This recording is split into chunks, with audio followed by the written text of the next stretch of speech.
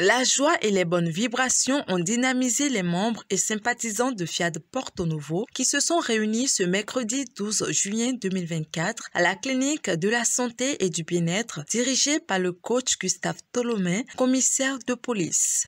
La séance, comme d'habitude, démarre avec le chant de l'hymne national et du credo Fiat, entonné respectivement par les coachs Clémentine Dossunon, opératrice économique, et Ernestine Akbouvo, institutrice. Livré au prix du sang, des commerces éclatants. Je m'engage à être si fort que rien ne peut perturber ma paix intérieure. Le coach Romance Azainon, sage-femme d'État, accueille chaleureusement les élus présents et plante le décor de la séance. Dieu n'a pas accepté inutilement votre présence ici ce jour, car il a dit « Connaissez-moi avant de m'appeler ». Prenez alors confortablement place à la table des servis, car Dieu lui-même révélera une autre facette de lui afin de booster le processus de changement à travers les différentes présentations des orateurs divinement choisis. Dans l'extrait suivant, l'ambassadeur Euseb Loboyo, technicien agricole, exprime à son tour son engagement à l'égard de l'association Fiat Monde. J'ai appris à Fiat à m'aimer. Figurez-vous, j'étais ce jeune homme qui pouvait se souhaiter le malheur de tout le groupe auquel il appartient et que les autres peuvent vivre bien. Mais ça, c'était du passé. Fiat m'a appris à m'aimer. Fiat m'a appris à m'investir dans mon propre épanouissement. Avec Fiat, j'ai appris à me faire plaisir. Avec Fiat, j'ai appris à économiser ou investir. On économisait, oui, mais c'est pour faire des dépenses presque inutiles. Cette fois-ci, on économise pour investir. Pour aborder l'aspect pédagogique, le coach Louis Vaudounon, styliste, présente un thème qu'il intitule « Les enseignements reçus » dans la première exhortation. Tu as une situation qui te trouble, si tu n'as pas la chance de tomber sur une personne instruite, sage, qui pourra déceler le problème que tu as et t'orienter vers les solutions les meilleures, tu es foutu. Et c'est pour ça que nous devons recevoir les bons enseignements. Maintenant, où est-ce qu'on peut trouver les bons enseignements? Voici un lieu palpable. Les églises, nous pouvons trouver les meilleurs enseignements là-bas. Mais c'est à toi de savoir analyser ce que tu reçois, savoir ce qu'il faut prendre pour aller de l'avant et savoir ce qu'il faut laisser pour que ça ne soit pas pour toi des handicaps. Le coach Gustave Tolomé tient les rênes de la seconde exhortation. Pardonner, c'est ne pas tenir compte d'une offense qu'on t'a faite, d'une erreur ou d'une faute. Le souci est que lorsque nous refusons de pardonner, nous nous constituons nous-mêmes comme étant prisonniers et on commence à développer la haine, à développer l'amertume, à cultiver la jalousie. Pourtant, nous souhaitons que Dieu nous pardonne nos erreurs, nos offenses, nos imperfections, mais nous refusons de pardonner les autres comme si nous n'avons jamais fait du mal à personne.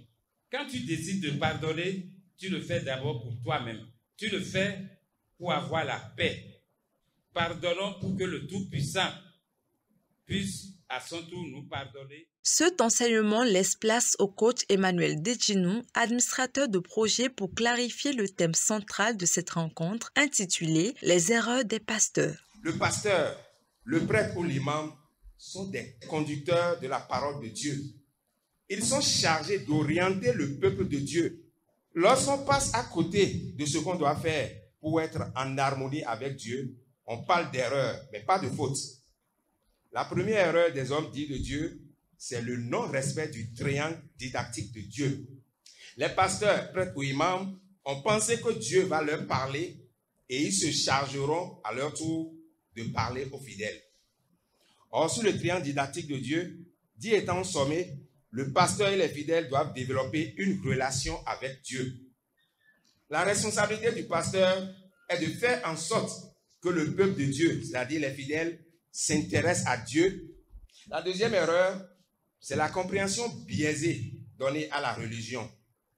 Dieu demande au pasteur d'amener les fidèles à lui.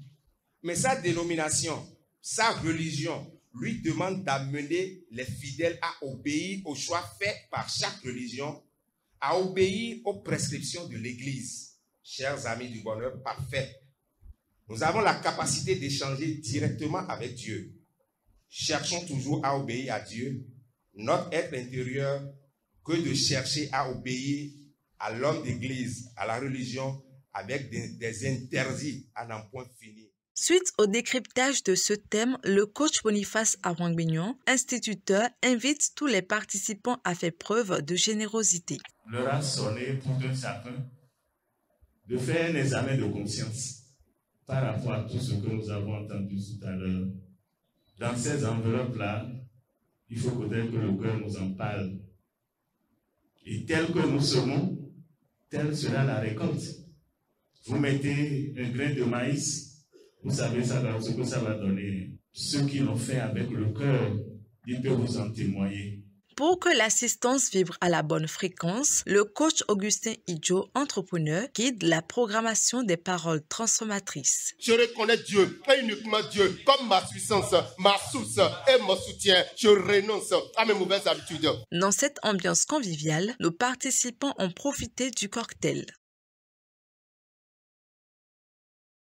À l'issue de ce rendez-vous hebdomadaire, Coaching TV a recueilli les avis de certains participants. Alors, j'ai participé à la séance de ce soir parce que je voulais recevoir plus d'enseignements, mieux me ressourcer parce que c'est un lieu où on se ressource réellement, où on apprend davantage sur soi et sur Dieu. Je demande à tous ceux qui venaient et qui ne venaient plus de revenir, de venir se ressourcer, apprendre davantage pour aller au sommet. C'est toujours un plaisir pour nous de venir ici pour pouvoir se revigorer, recharger les batteries pour continuer la vie. Nous sommes venus, on a eu beaucoup d'enseignements, surtout le message du jour qui a été vraiment formidablement abordé. C'est vraiment très intéressant d'assister à ces séances. Cette clinique de la santé et du bien-être a été solennellement célébrée par les participants satisfaits des connaissances acquises aujourd'hui.